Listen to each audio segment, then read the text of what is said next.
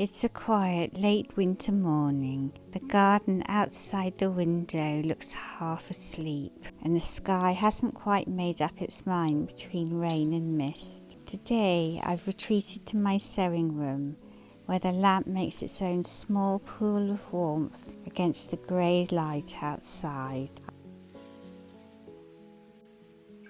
I've boiled the kettle and chosen a large yellow teapot, the sort you reach for when you know you'll be lingering a while, kept warm beneath a wonderful hand-knitted floppy-eared Bunny Tea Cosy made by a local lady, its stitches full of patience and care.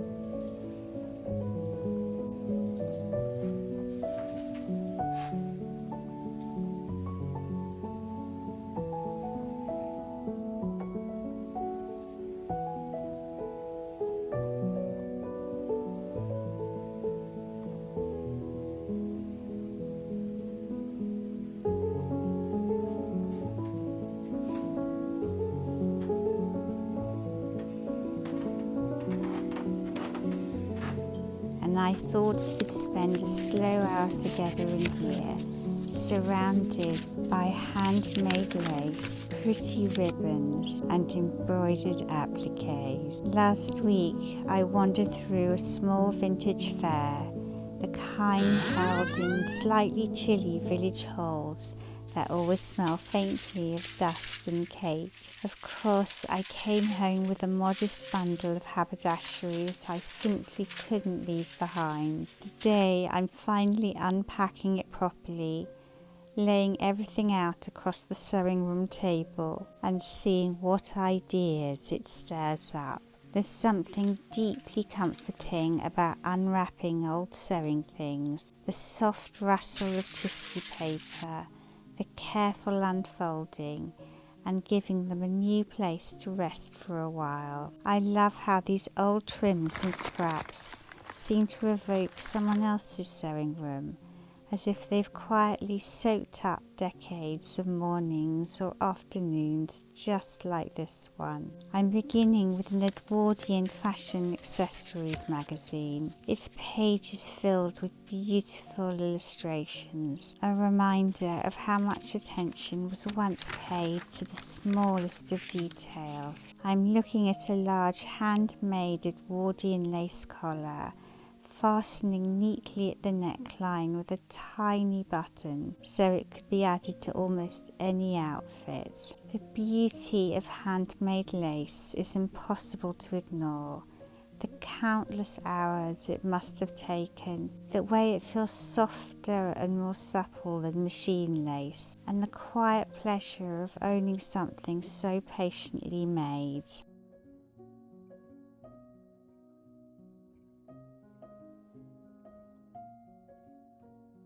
There are small silk-embroidered Edwardian appliques, delicate and precise.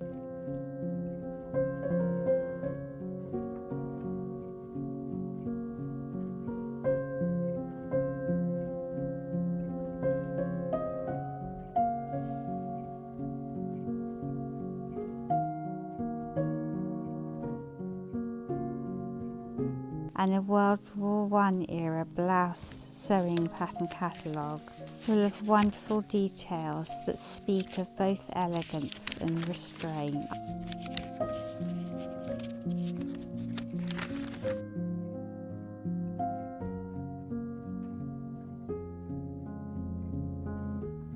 I unfold an Edwardian cream neck piece, perfectly pin-tucked and edged with lace.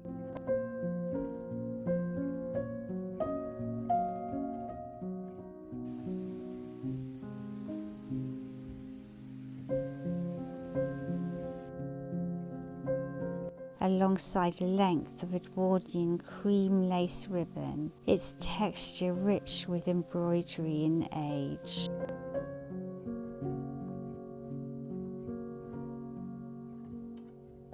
There are handmade lace bodice fronts, once intended to transform a simple dress into something special.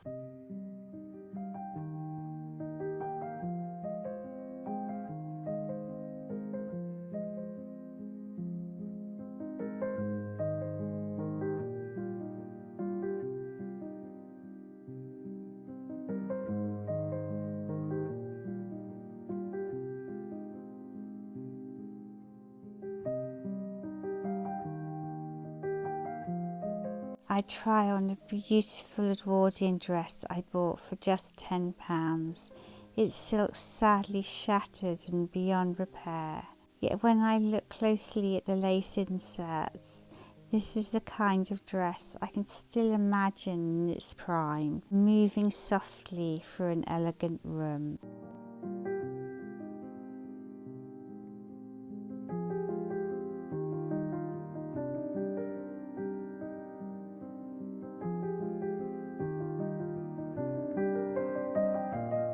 A 1930s magazine shows the popularity of tatting and lace inserts, with cream-coloured jabbos worn close to the neck and a pretty removable collar with a tie front fastening, light and charming. There's a glorious pink sequined flower, a rose, catching the light.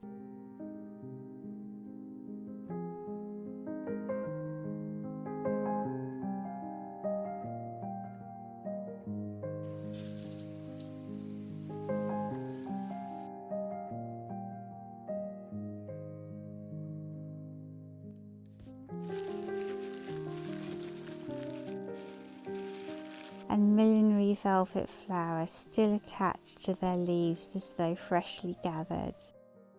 I lay out shimmering 1930s beaded appliques in the form of summer meadow flowers.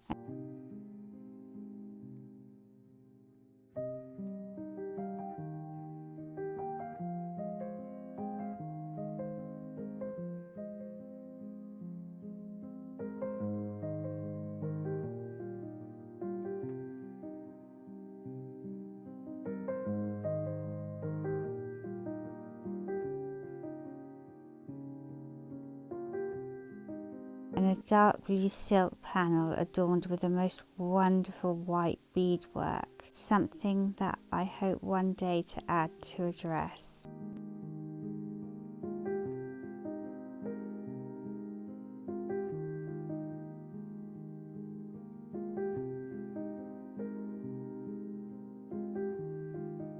A simple scrap of embroidered lace, inexpensive and perfect for small scrap projects.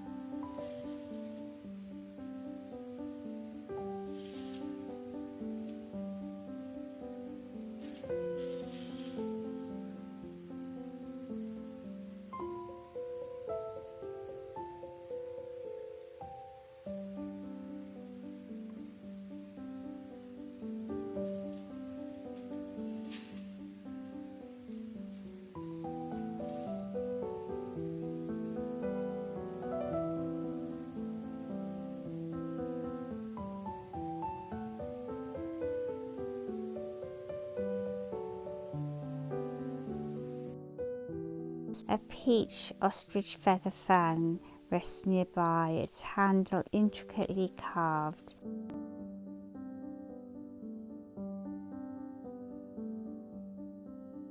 Accompanied by an Edwardian style magazine showing the sort of clothes with which such a fan would once have been carried.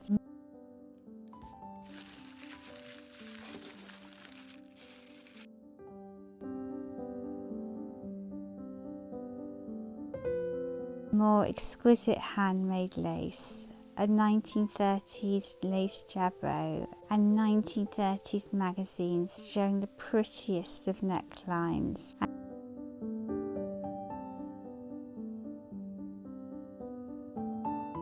and another lace jabot in the style of the period. An exquisite dark cream 1930 silk and chiffon collar lies folded carefully, joined by beaded collars spanning from the Edwardian years right through to the 1950s. There's beading and embroidery on fine tulle.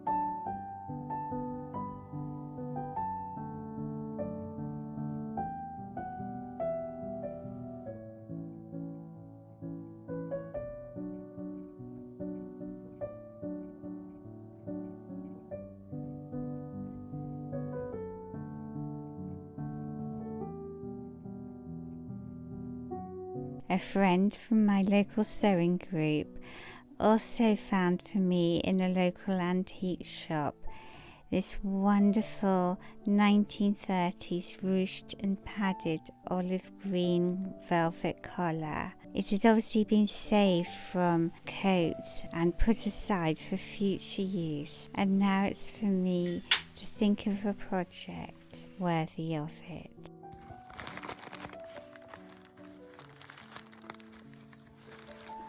And olive green passementerie decorations, rich with texture and depth.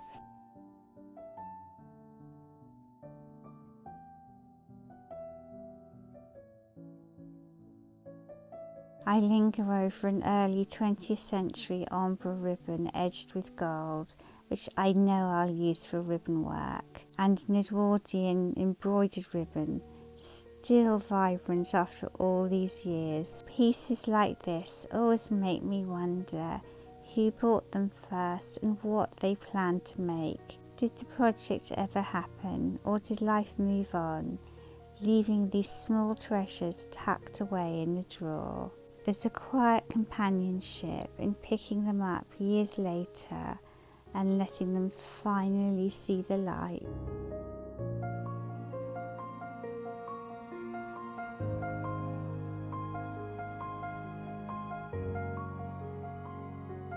One last piece, a 1920s trim of silk stuffed fruit and flowers, so imaginative and just the perfect size to trim a black velvet hat where the colourful fruit will stand out beautifully.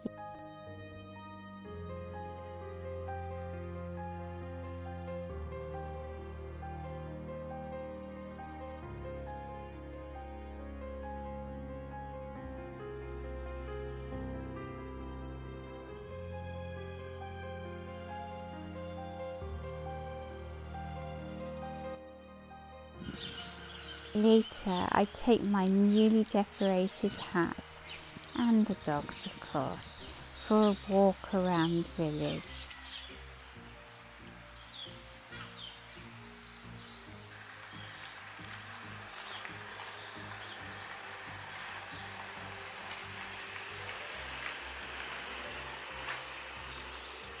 I pass pretty thatched cottages, their roofs darkened by weeks of rain.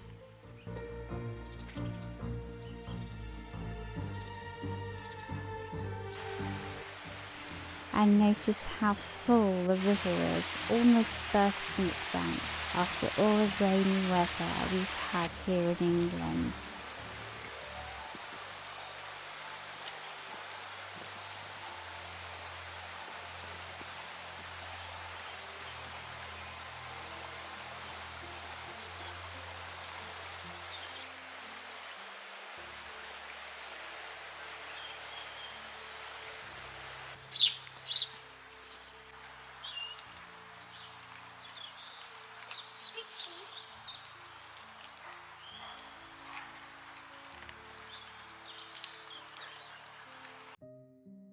Though it's still winter, there are hints of what's to come. Tiny bulbs are beginning to peek through the soil in front gardens, small promises of colour waiting patiently beneath the cold earth. Back in the cottage, I carefully pack the haberdashery away once more.